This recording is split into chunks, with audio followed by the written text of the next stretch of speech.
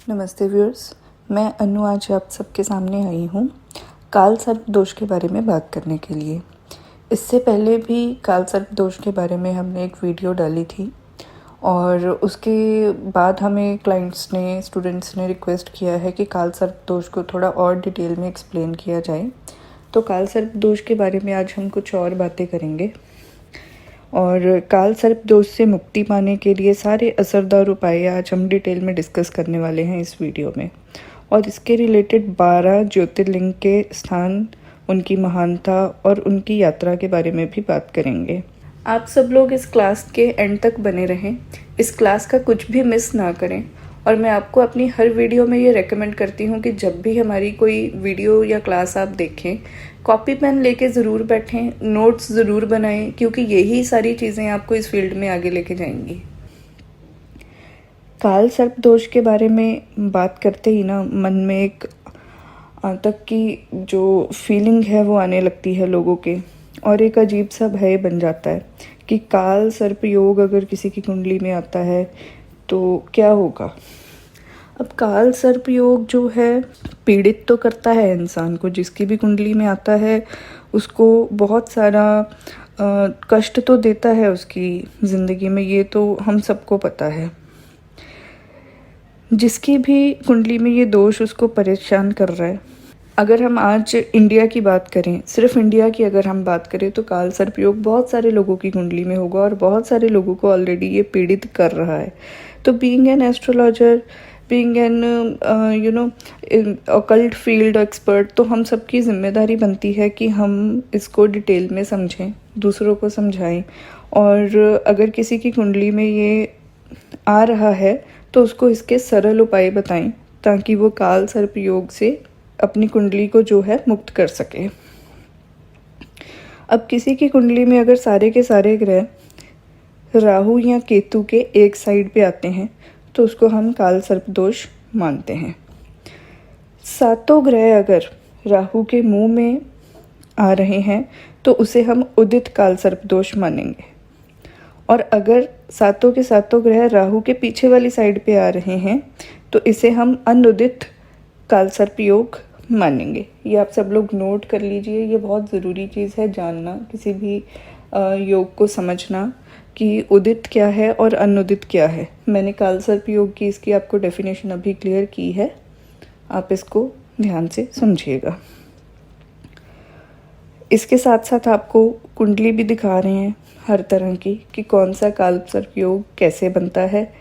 जैसे जैसे आपको समझाया जाएगा वैसे वैसे साथ में आपको उसके एग्जाम्पल भी दिखाए जाएंगे। तो आप जब भी इस वीडियो को देखें, आप कॉपी पेन लेके बैठें और जो भी कुंडली आपको साथ में दिखाई जा रही है जिस भी काल सर्प योग के लिए, उसको आप साथ में ड्रॉ करते जाएं। भारतीय ज्योतिष शास्त्रियों के महर्षियों ने अलग अलग तरह के दोष और योग कुंडली में बताए हैं। उनमें से काफ़ी सारे योग ऐसे हैं जो इंसान को ज़रूरत से ज़्यादा पीड़ित कर देते हैं उसकी ज़िंदगी में, और उनको ठीक करने के लिए उपाय भी बताए गए हैं, मंत्र भी बताए गए हैं, तंत्र क्रियाएं भी बताई गई हैं। इसी तरीके से आज इस वीडियो में हम काल सर्प दोष से जो लोग पीड़ित हैं उनको हम बहुत ज़्यादा काल सर्प दोष के कारगर उपाय बताने वाले हैं। हमारा चैनल सब्सक्राइब कर लें और बेल बटन ज़रूर दबाएं, ताकि हम आपको इन डिटेल काल सर्प दोष और आगे कुंडली में आने वाले और काफ़ी सारे दोष जो है आपको डिटेल में हम समझा पाएँ। अब काल सर्प दोष अलग अलग तरह के होते हैं, ये हम सबको पता है। और काल सर्प योग की शांति के लिए काफ़ी सारे अनुष्ठान और काल सर्प योग शांति का एक संपूर्ण अनुष्ठान या फिर त्रिपिंडी श्राद्ध, नारायण बलि, नाग बलि और नाग पूजन जैसी विधि से इसकी शांति जो है करवाई जा सकती है। काल सर्प योग का सबसे प्रमुख कारण होता है पितृशाप। पितरों की शांति के लिए त्रिपिंडी श्राद्ध बहुत ज़रूरी है। अगर किसी का त्रिपिंडी श्राद्ध नहीं होता है तो आगे चल के उसके ख़ानदान में किसी की कुंडली में जो है काल सर्प योग आ सकता है। और त्रिपिंडी श्राद्ध जो है, इसके बारे में अगर आप डिटेल में पढ़ना चाहते हैं तो आप श्राद्ध चिंतामणि पढ़ें। मतलब त्रिपिंडी श्राद्ध को कैसे करना है, इसकी क्या विधि है और इसकी क्या इम्पोर्टेंस है, ये सब कुछ आपको श्राद्ध चिंतामणि में मिल जाएगा। और अगर कोई जातक विवाहित है तो वो इसको अपने स्पाउस के साथ ही करे, पति पत्नी एक साथ करें और सफ़ेद रंग के नए जोड़े पहन के करें। सफ़ेद रंग के नए कपड़ों में ही इस श्राद्ध को किया जाता है। इसी तरह नारायण बलि, नाग बलि का भी विधान जो है बहुत सारे आचार्यों द्वारा करवाया जाता है। और अगर बिल्ली की जेर आप अपने पास रखते हो लाल कपड़े में बांधकर, उससे भी जो है काल सर्प दोष का निदान किया जा सकता है, इसको ख़त्म किया जा सकता है, इसके कष्ट जो है कम किए जा सकते हैं। अब जो सबसे ज़्यादा प्रचलित है काल सर्प योग, जो आपको ज़्यादातर चार्ट्स में देखने को मिलेगा, उसको हम बोलते हैं अनंत काल सर्प दोष। अनंत काल सर्प दोष जो है,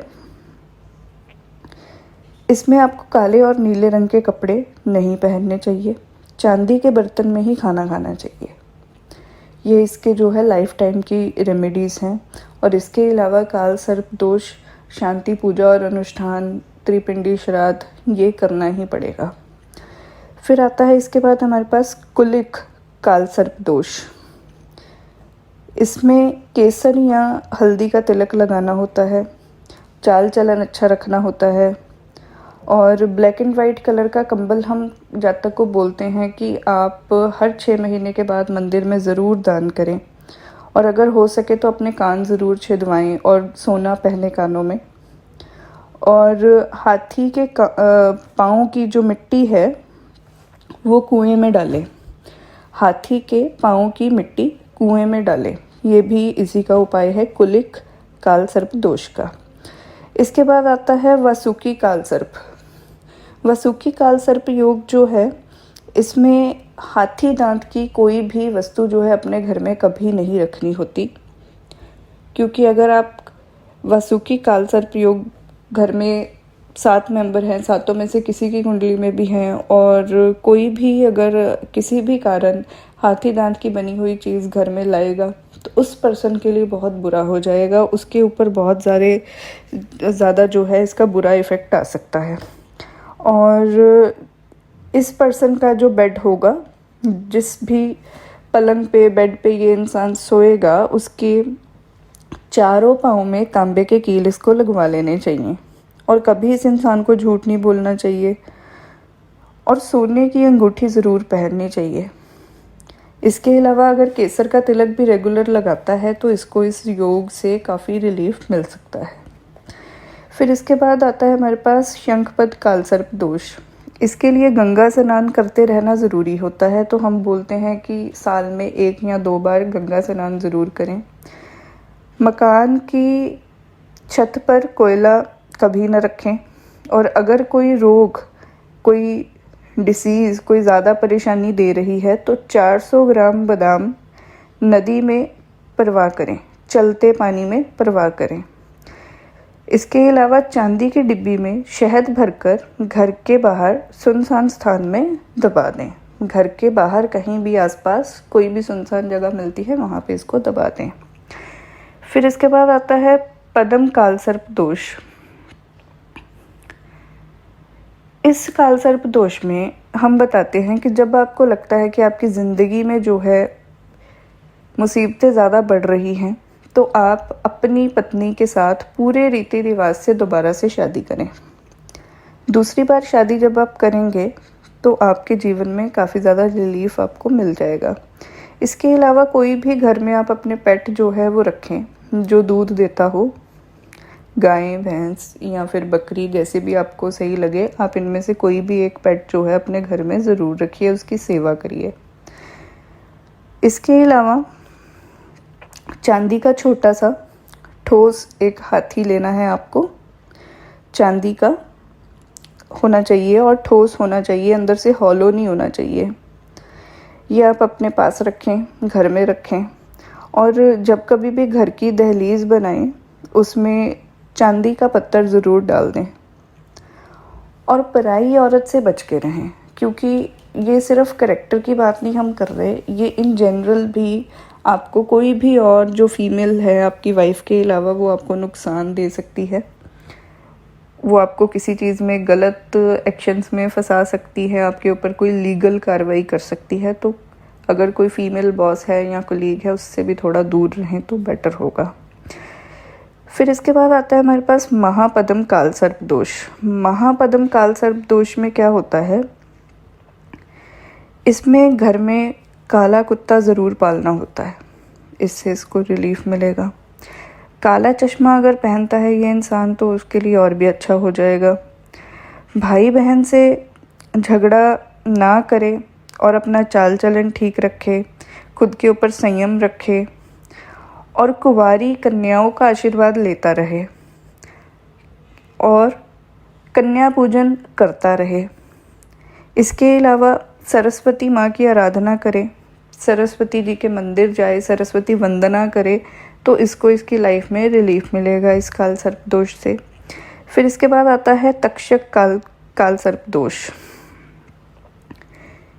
अब इसमें उल्टा है, इसमें हम बोलते हैं कि घर में कभी भी भूलकर भी काला कुत्ता नहीं पालना चाहिए।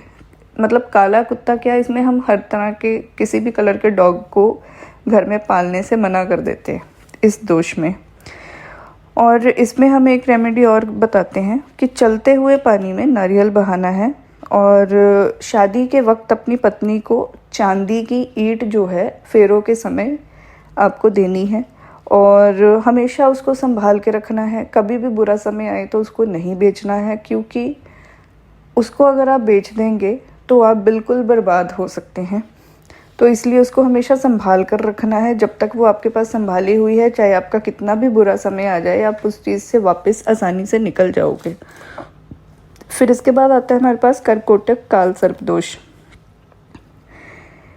इसमें हमेशा माथे के ऊपर तिलक लगा के रखना है और जलती हुई भट्टी में तांबे का सिक्का आपको डालना है। इसके अलावा 4 नारियल नदी में बहाने हैं। बेईमानी का पैसा कभी नहीं कमाने की कोशिश करनी, और अगर कोई सामने से ऐसी डील ऑफर भी करता है शॉर्टकट से पैसा, बेईमानी का पैसा, तो आपको मना कर देना है। सूखे मेवे चांदी के बर्तन में डाल के किसी धर्म स्थान में आपको दे के आने हैं। और मान लीजिए आपके घर में कोई ऐसा जातक पैदा होता है जिसके कर्कोटक काल सर्प दोष जो है आपको पता चल गया है कुंडली दिखाने के बाद कि ये आ गया है, तो ये रेमेडी उसकी माँ को जन्म के 8वें महीने करनी होती है। ऐसे बच्चे के जन्म के 8वें महीने उसकी माँ को क्या करना है, चांदी के बर्तन में कुछ मेवे भरने हैं, बच्चे का हाथ लगवाना है, बच्चे को साथ ले जाए और धर्म स्थान पे जो है उस चांदी के बर्तन को दान करके आए।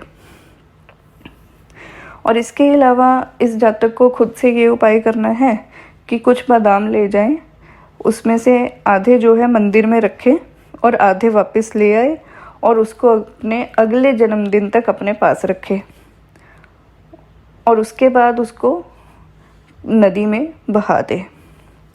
इसी तरीके से हर साल उसको ये उपाय जो है रिपीट करना है। अपने बर्थडे वाले दिन कुछ बादाम लेने हैं, मंदिर जाना है, आधे बादाम वहाँ पे रखने हैं, वापस ले आने हैं, पूरा साल भर अपने पास संभाल के रखने हैं और फिर जन्मदिन वाले दिन उसको जल प्रवाह कर देना है और नए बादाम मंदिर ले जाने हैं। इसी तरीके से ये हर साल करेगा।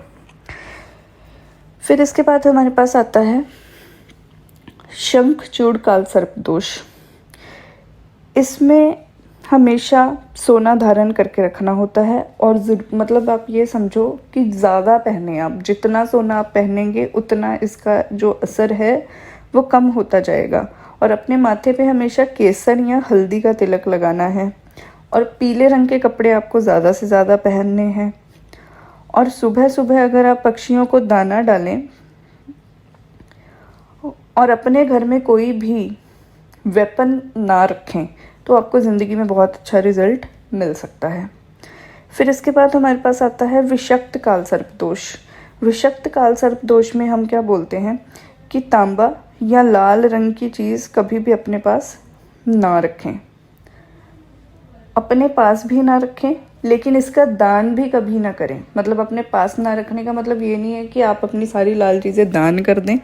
इसको अपने शरीर से थोड़ा दूर रखें और इसका दान भी कभी ना करें। कभी भी आपको किसी को कुछ गिफ्ट करना है तो वो लाल रंग की या तांबे की बनी हुई चीज़ नहीं होनी चाहिए।